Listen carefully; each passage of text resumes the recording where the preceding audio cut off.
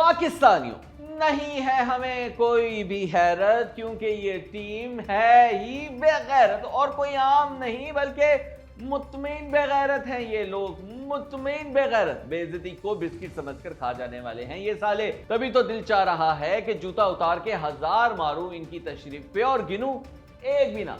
जीता जताया मैच हरवा दिया इन कम वक्तों ने, और कोई बतलाए तो हमें कि वो कौन सी टीम है दुनिया की जो बार बार इन जैसी बेगैरती दिखलाती है। 126 पर चौथा आउट हुआ और उसके बाद 146 पर पूरे के पूरे 10 ही दफा दूर हो गए। 20 रन पर 7 विकेटें गिर गई, कोई एक भी ना खड़ा हुआ पिच पर। फखर जमान के आउट होते ही लाइन लग गई थी हमारी, शायद मोशन लग गए थे इन्हें, इसीलिए इतनी जल्दी वापस चले गए सबके सब। वो हुसैन तल्लत जो बॉलर ना बैटर, रेलू कट्टा बेगैरती दिखा गया एक बार फिर, और क्यों ना दिखाता। सिफारिश पर जो खेल रहा है माइक हैसन की, माइक जी को पसंद बहुत है जनाब, पता नहीं क्या ताल्लुक है दोनों का। तभी तो हसन नवाज जैसे नेचुरली टैलेंटेड प्लेयर को हटा के इसे ले आए ये शख्स। काश हसन नवाज होता, मैं लिख कर देने को तैयार हूं कि हसन नवाज होता ना तो इंडिया से फाइनल तो जीते ही हम, पिछला मैच भी हमारा ही था। मगर शायद इनकी शक्ल पसंद नहीं माइक हैसन को, और मोहम्मद हारिस वगैरह पर क्या बात करनी। जरा कप्तान जी से निर्णय लेते हैं। बाबर आजम और रिजवान को निकाला ही इस शख्स की वजह से गया था, कहा गया था ये सिचुएशन के हिसाब से खेलता है, तेज खेलना हो तो मार धाड़ करता है, और जहां विकेट रोकने की जरूरत हो तो एंकर रोल अदा करता है। यानी बाबर और रिजवान, खासकर बाबर वाला, ऊपर से कप्तान गजब का है, कमाल के फैसले लेता है। लो देख लो फिर अंजाम, तीनों बातें ही गलत साबित हुई। पूरे एशिया कप में ना ये बंदा टुक टुक कर सका और ना ही हिटिंग। अगर ये खड़ा हो जाता तो कम से कम 20 स्कोर ही मजीद बना लेता पाकिस्तान और जीत जाता ये मैच, क्योंकि इस विकेट पर 166 बहुत बड़ा टोटल था। लेकिन ठुस हो गया आगा जी, और कप्तानी का तो पूछे ही मत।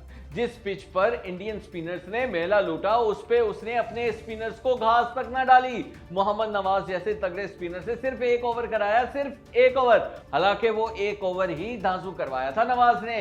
है कोई जवाब इस बात का? यकीन करें नवाज से मजीद 3 ओवर करवा लिए जाते तो जीत जाता पाकिस्तान। साथ ही साथ साइम अयूब का भी 1 ओवर जाया कर दिया उसने, शायद बैंक में रखवा दिया होगा। और हारिस रऊफ तीपिया गोल लगाता रहा। हालांकि रज के कुट चढ़ा रहे थे इसे इंडियन बल्लेबाज, मगर कान पे जूं तक ना रिंगी आगा साहब के। हारिस रऊफ को तो गालियां दे रहे हैं सब, और बिल्कुल ठीक दे रहे हैं, लेकिन इसे लाया कौन? क्यों करवाई इससे बॉलिंग? 15वें ओवर में 17 रन खा लेने के बावजूद इसे दोबारा क्यों गेंद थमाई हमारे कप्तान ने? है किसी के पास जवाब तो बता दे। इस शख्स को तो चाहिए था कि नवाज और साइम का कोटा पूरा कराता, मगर ये ठहरा लकीर का फकीर हारिस को लगाता रहा और हरवा डाला उसने मैच। अब अगर कोई ये कहे कि ये सब फैसले माइक हैसन के थे, तो ये घंटे का कप्तान है क्या? फैसले करना कप्तान का काम होता है, कोच का नहीं। और जो बंदा अपनी अथॉरिटी और पावर ही एक्सरसाइज ना कर सके, वो कुछ भी हो सकता है, कप्तान नहीं। खैर आगा जी की तो कप्तानी भी अब खतरे में है, और करियर भी।